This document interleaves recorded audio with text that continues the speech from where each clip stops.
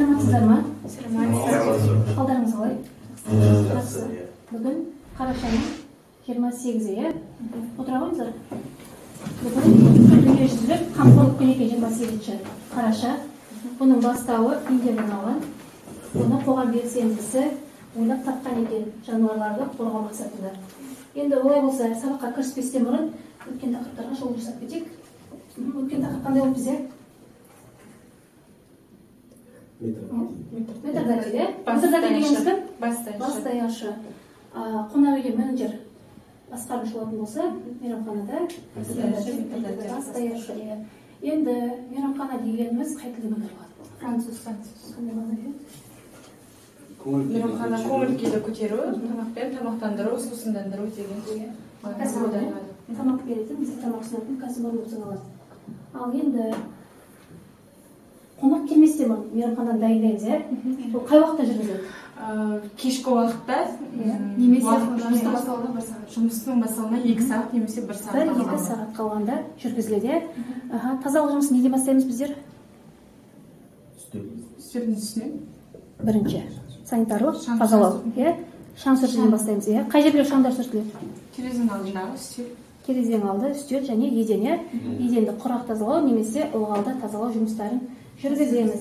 Тазалық жұмысы аяқталғаннан кейін не істейміз? Үстел барысын дайындаймыз. Үстелді дайындаймыз. Ол үшін метрдотель біздің даяшыларды 2 топқа бөледі. Бірінші топ не істейді дедік? Тазалық жұмысын жүргізеді. Екінші топ қонақтардың үстел үшін безендіреді. Безендіру үшін керекті құрал-жабдықтарды әкеліп дайындайды. Енді осы жерде құрал-жабдықтарға қандай талаптар болады бізге? Тарелкаларымыз таза болу керек, құрғақ болу керек, соғылмаған, сынбаған, шытынамаған болу керек. Ал дастарханға қандай талап қойылады? Таза және де аяқтары түсіп тұратын 25 сантиметр. Таза, жуылған және үтіктелген, крахмалданған болу керек деді. Жарайды. Енді біз осының барлығын іс жүзінде көрсетіп кетейік. Үстел үстін жаймастан бірінші тазалық жұмыстарын жүргізіп аламыз. Бірінші үстел үстін сүртеміз, содан кейін терезе алдын сүртіп аламыз.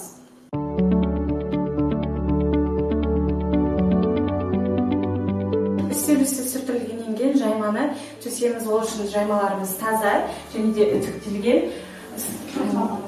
крахмалданған және орындықтарымыздың аяқтары түсіп 25 сантиметр түсіп тұруы қажет. Бізде үстелге құрал-жабдықтарды орналастыру 6 кезеңнен тұрады. Бірінші кезең, жаңа айтып өткендей, дастарханды жаймамыз жайдық үстелге. Одан кейін біз негізгі тарелкемізді қоямыз. Тарелкені қойған кезде істейміз 2 сантиметр қашықтықта болу керек. Одан кейін бізде салатқа арналған тарелке қойылады үстіне. Одан кейін істейміз, қараңыздар. Пышақ қойылады бірінші.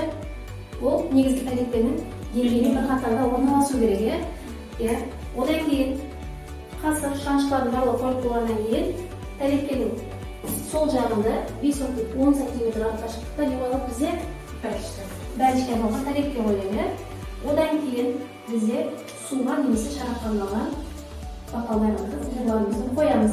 Енді бұның барлығы аяқталғаннан кейін істейміз біздер қонақтарды қарсы алмастан бұрын дастарханымызды әсемдеуге декорация жасауға болады. Оның үшін біздерге гүлдер қолданамыз. Енді жаңа айтып өткенді іс жүзінде көрсетіп кетейік осы жерде. Қайдасыңыз?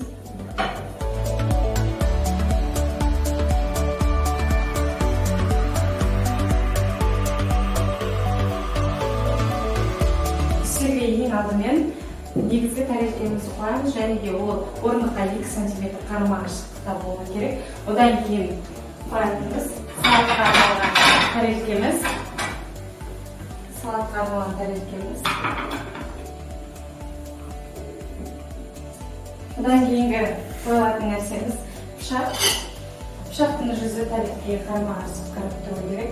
Және де екіншісі қасық. Пышақтың жанында орналасу керек. Одан кейінгі шанышқымыз тарелкенің сол жағында орналасу керек. Одан кейін тарелкемізге қарама-қарсы 5 немесе 10 сантиметрде бәлішіміздің тарелкесі тұрады. Одан кейін бәліштің пышағы өзінің үстінде, майлы пышағы өзінің үстінде тұрады. десертке арналған қасықтарымыз. Бір қасық емес. Десерт дәрісіне қарап тұрады, және де шанспымыз қарамағыз тұрады. Одан кейінгі бізде бокал, біреуі су қоюға арналған, су ішуге арналған болса, екіншісіміз шарап ішуге арналған бокалдарымыз, және де майлықтарымыз. Одан кейінгі қағаз жүзінде қолды сүртуге арналған майлықтарымыз. Қағаз жүзіндегі негізінде сол үстелдің үстінде екі майлық болатын болса, біреуі адамның денесіне лас нәрселер тиіп кетпеу үшін қолданылады. Және де соңғы біздің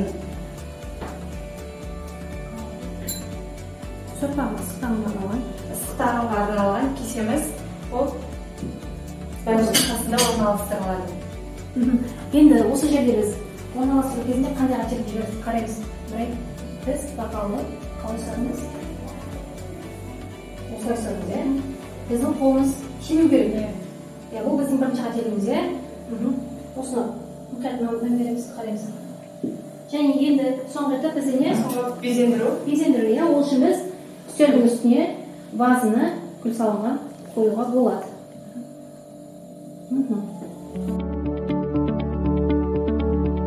Саламатсыз ба? Каспий мейрамханасына қош келдіңіздер. Сәлеметсіз бе? Біз кеше үстелге тапсырыс беріп едік. Қазір журналдан қарап жүрмін. Сіздердің орындарыңыз ашықта.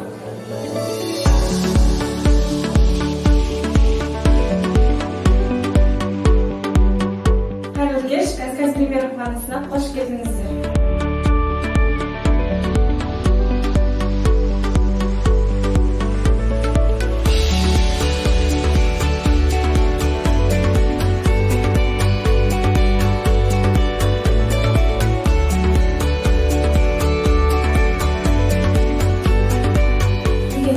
Өзінің серпімен келетін болса, даяшы қыз болатын болса, үстелді ашып отырғызбайды. Оның серіп отырғызады, иә? Қыз даяшылар қандай кезде көмек көрсетеді? Қатты кісілер келген кезде көмектеседі. Ал ұлдар болатын болса, әйелді қонақты отырғызуға рұқсат берілген.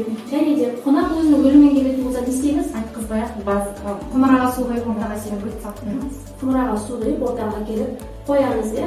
Одан кейін менюді ұсынамыз.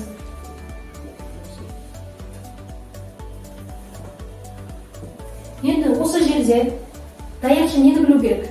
Тапсырысты қабылдап жатқан кезде. Ас мәзірін толық білу керек. Ас мәзірін толық дайындалу деген ерекшеліктерін барлығын білу керек. Барлығын қанша уақытта дайындалатынын толықтай білу керек, иә?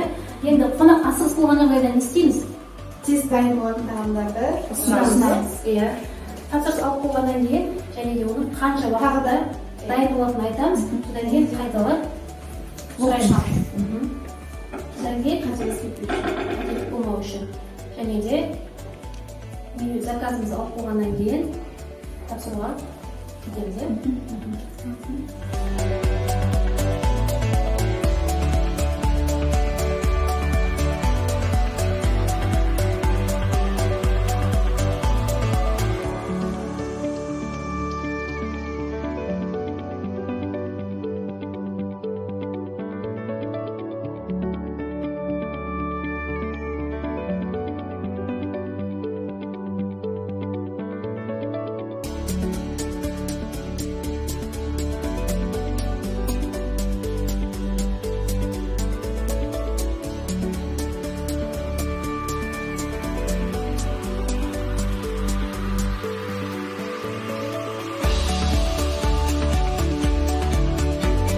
Саламатсыз, қош келдіңіз. Каспий қонақ үйіне. Қандай көмек көрсетеді? Мен күнде қолына қойып едім.